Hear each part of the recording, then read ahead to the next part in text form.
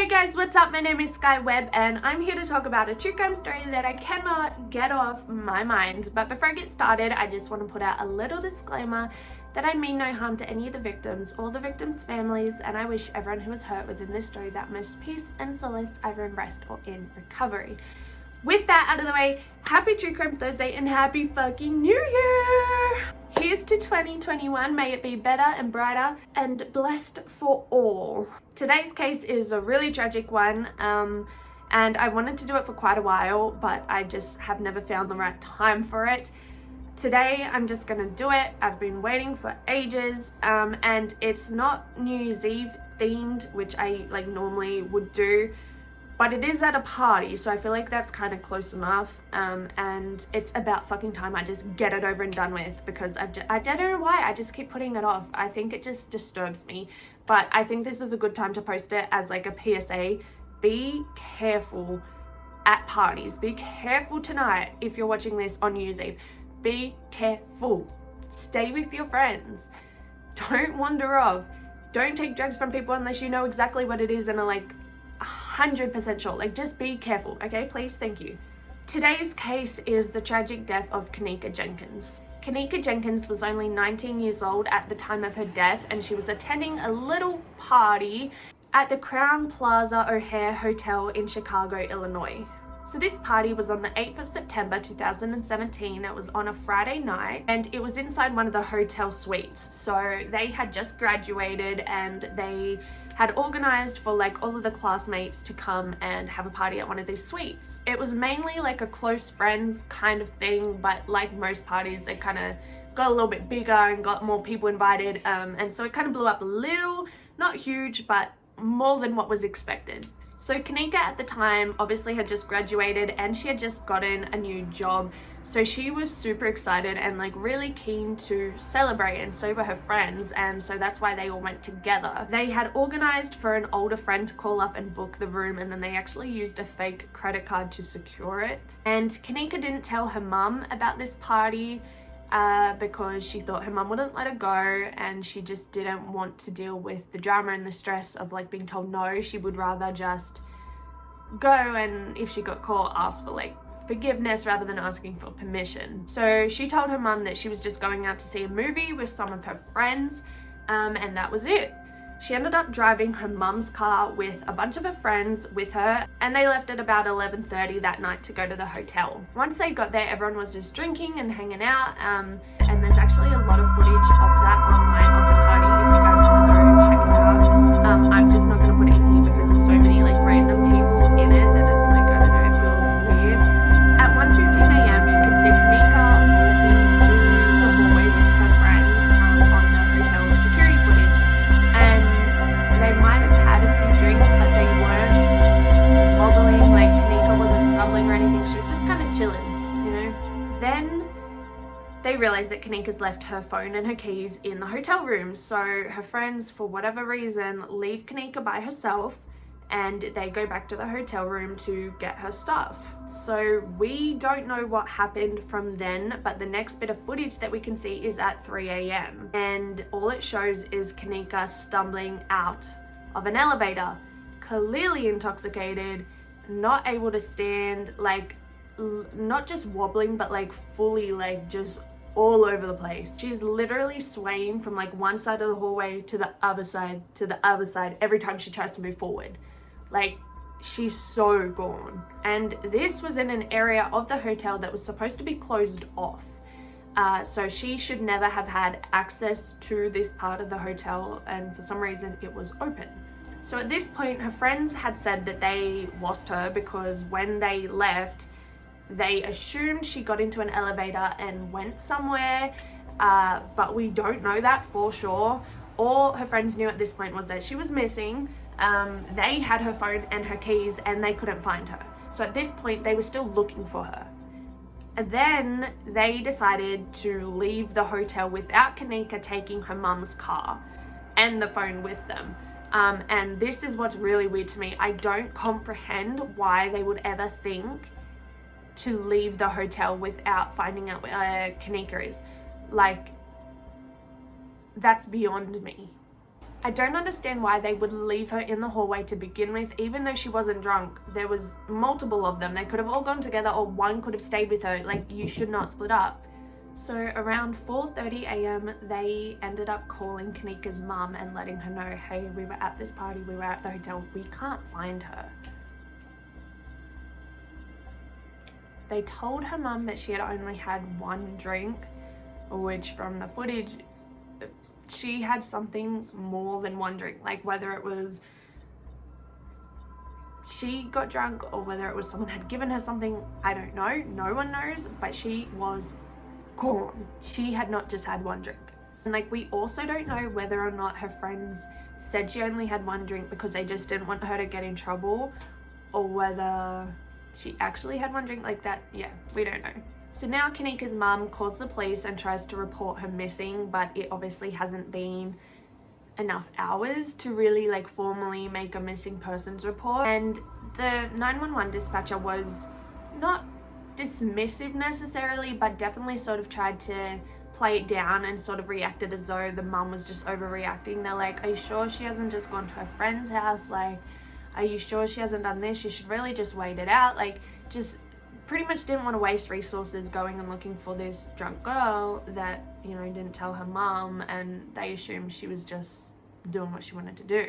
So it wasn't until the next day that she was able to formally make a missing persons report, and then the police finally started to actually take it seriously, which is really a shame, because had she have been kidnapped or anything like that, like those hours would have been detrimental to the case, and yet no one cared. And I understand to an extent why they didn't, for the fact that, you know, she was drunk, she was at a party, her mum didn't know she was at a party. I don't recall whether or not she actually told the dispatcher or the police that she wasn't aware that she was at a party, because I researched this a long time ago. But they should have done more than what they did. Even if they had one officer just go around and check, like that would have been something, you know. It genuinely could have been the difference between life or death. Once the missing persons report was made, hours after she went missing, the hotel went through their hotel security footage. And that's where they saw her get into the elevator completely fine and sober after her friends had left, and then they see her stumble out of an elevator completely fucked up. So she was in this kitchen that was supposed to be closed off. It was under construction. It was this new part of the hotel that they hadn't opened yet, should have been closed, and she's stumbling around this huge kitchen, like has no clue what she's doing. And that's all they could see. She went around a corner and there was no more footage of her. So they went down to this area of the hotel and they searched it, and unfortunately they found Kenneka's dead body in the freezer. She was found really dirty, really banged up, clothes were a mess, her shoe was off, her foot was bleeding, and she was frozen. From this point, things moved really slowly and really unprofessionally, and Kenneka's mother was informed that yes, she had in fact died, but she was not allowed to see Kenneka, and she actually wasn't allowed anywhere near the crime scene. Like, not only was she not allowed in the crime scene, because obviously, but she wasn't allowed near the crime scene. So she wasn't even allowed in the hotel. She had to wait outside the hotel after her daughter had been found frozen to death. And on top of that, she was refused information every single time she asked. Like, constantly she's like asking for information about the case, about her daughter, about what's happened, and no one would tell her anything. And I just can't get over it. She wasn't even allowed to wait in the lobby. She had to wait outside. Like, why? Did they not want to cause a scene for the hotel? Like, that's horrible. The hotel was definitely more concerned about their image and their other guests, more so than they were about poor Kenneka and her family and her mother, which just made the whole thing really, really difficult. They defrosted the freezer and had Kenneka moved super fast because they didn't want a crime scene in their hotel. Unfortunately, this means they're fucking with the crime scene, which pretty much only had photos taken of. So her mum wasn't allowed to see her because that would be disrupting the crime scene, and yet the hotel had permission, or maybe they didn't have permission, but they certainly didn't have any repercussions or consequences, and they moved her, which disrupted the entire crime scene, but her mum couldn't see her. How fucked up is that? What the fuck kind of prioritizing is that? Now, the reason that this story originally blew up was because she died in the freezer. It was a big walk-in industrial freezer, and it was in this kitchen that wasn't being used, that was under construction, that was new. So why was it even turned on? Who turned the freezer on? Why was it on? Why hadn't they turned it off? Why would the hotel want to waste energy and power on a freezer that didn't get used and wouldn't be used for quite some time? On top of that, the only way to actually lock this freezer was from the outside. There was a big latch thing that was the only way to lock it. So how did Kenneka get trapped inside a freezer if you can only lock it on the outside? How did she trap herself inside a freezer? And it's not very likely that she was so drunk that she passed out in the freezer, because drunk people don't tend to just really, like freezing cold freezers as beds when there's a whole hotel, an empty kitchen, and places to sit. Do you know what I mean? It's plausible, but especially because she was very, very inebriated.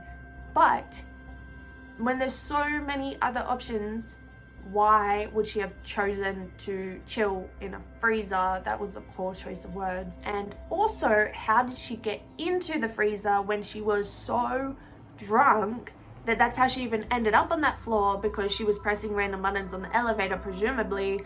How did she manage to unlatch the freezer and get in there, and then it was latched?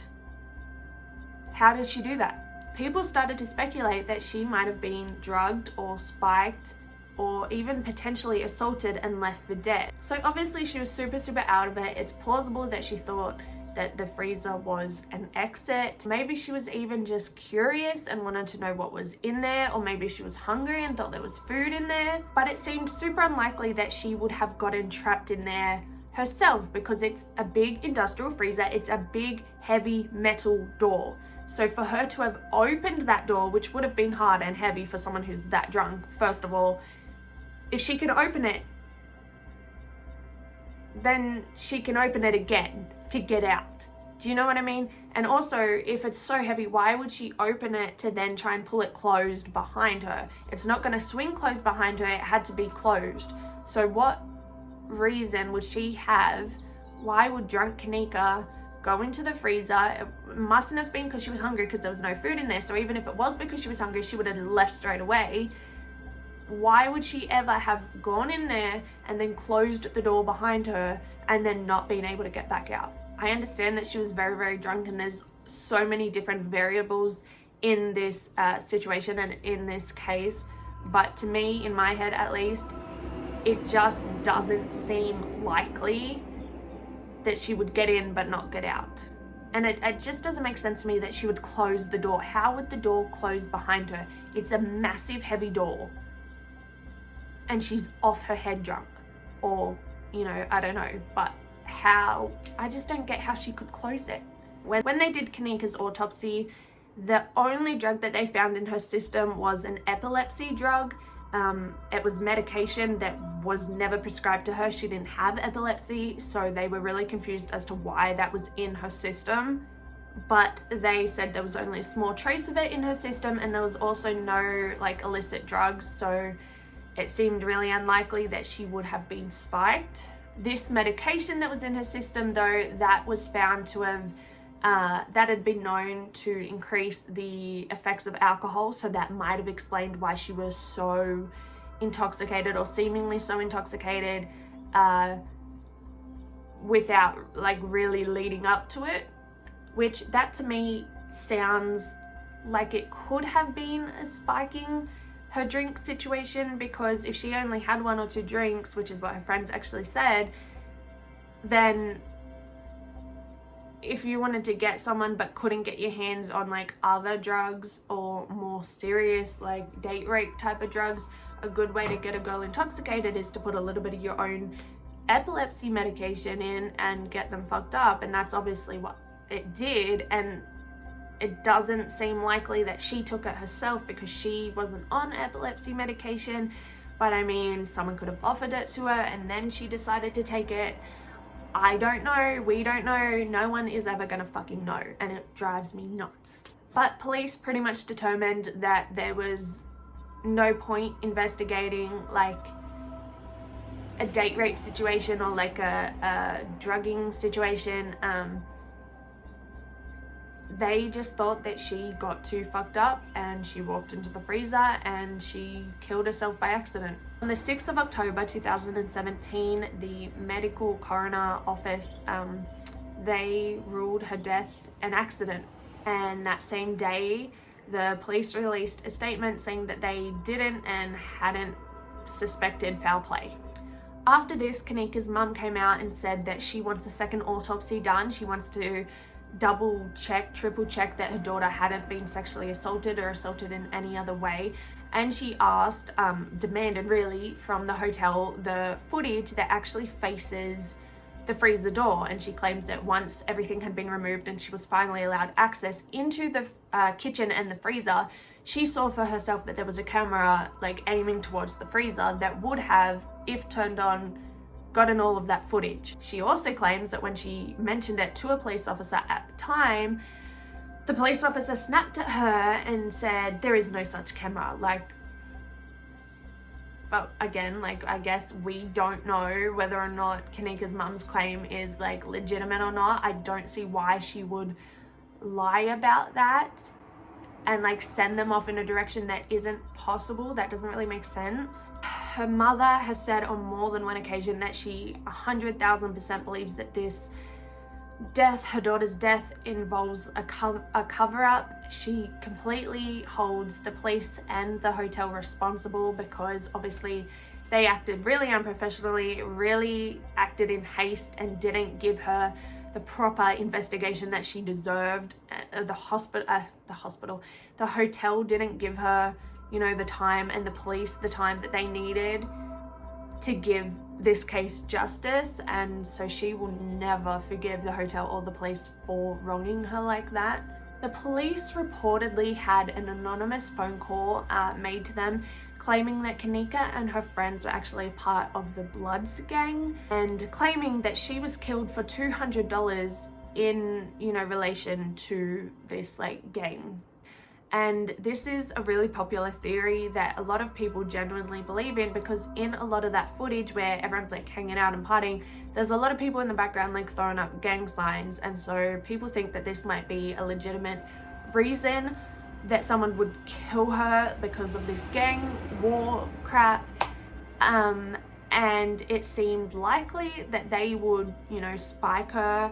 I don't know how likely it is that they would use, you know, epilepsy medication rather than like an actual medication. But I guess if you're being smart about it, if they found like a date rape drug in her system, they're obviously going to be like, okay, it's a date rape case. But if they find epilepsy medication, they're not going to look into it that much, or at least I guess they hoped that they wouldn't, and they didn't. So it's plausible. There's also a really popular theory, which I think is kind of ridiculous, but I'll tell you it anyway, that Kenneka's friends set her up and put her in the freezer to keep her organs fresh, and they were going to sell off her organs. I think that's a lot less likely TBH, but each to their own, I guess. There's another theory that someone assaulted her before leaving her in there to die, and that seems the most likely to me. It definitely seems like someone else was involved in the murder. It just doesn't, in the death, sorry. It doesn't make sense to me that she could get in there but not get out if she was by herself. And it also doesn't make sense for her to be quite so banged up when she was found, because when she was walking to the freezer, she didn't look as bad as she did when she was found. Some people have also suggested that Kenneka stumbled in there by herself, whether it was out of curiosity or, you know, confusion, whatever, and hotel staff has walked past, seen the door unlatched and locked it without thinking about it, and then just continued on with their shift, with their job. And that to me also seems really likely, especially since her mum believes in this cover-up. The hotel was super quick to get everyone out of there and, you know, not let anyone in and not let any information out to the family or anyone, which I understand is like a like a press thing. They want to get on top of the story. They don't want details being leaked. But that also seems really likely that someone would just accidentally do it. I think the reason so many people were honestly, drawn to this case and do believe that there was something more to it is purely because of how unprofessionally the police and the hotel acted. It just made people really suspicious, and it made people want to look into it more because it just didn't seem fair. Whereas if they had have come out and been really on top of it and said, like, we're going to get justice for it, we're going to really look into this and figure out what the fuck happened, I think people would have had a better response to it, but it's because they didn't do that. This is one of those cases that is so heavily publicized and yet has so little answers. Like, we just don't know what's happened. This case seems really similar to the Kendrick Johnson case, but for me, the Kendrick Johnson's case was so clearly a cover-up and so clearly not a fucking accident that it makes me, like, livid. Like, I'm so angry because I know for a fucking fact in my heart that that was not an accident. Whereas Kenneka, I'm a lot more hesitant with because there's like no evidence, like there's no information to go off other than she was found in a fucking freezer. And like, so I genuinely don't know whether it was an accident or whether someone had done something to her. I have no idea. That is the case of Kenneka Jenkins. Please let me know your opinions on this one in the comments down below, because as I said, I don't know. Like, I really don't know. I can't make a decision without having enough information. I genuinely don't know what I believe. I feel like there was more to it, but I don't want to say that there was if there wasn't. Anyway, let me know what you think about this case in the comments down below, or you can head over to my social medias, which are all linked in the description, and let me know what you think, because I would really love to hear your opinions. Be sure to give this video a big thumbs up if you feel like it. I would really appreciate it, and be sure to subscribe so that you can see all my new videos I post every single Thursday all about true crime, and I would love to have you be a part of it. Make sure you guys are being safe out there. Do not take drugs unless you know what the fuck it is and what the fuck it's gonna do to you. Don't party in hotels, because that's like some dumb shit and there's dumb people, and it's just, don't do it. And most fucking importantly, do not leave your shit-faced friends alone in hallways of hotels by themselves, or anywhere, in any street, in any house, ever. Do not leave them alone. Stay paired up, buddies, okay? Please, promise me. Thank you guys so much for watching. Stay safe. Bye.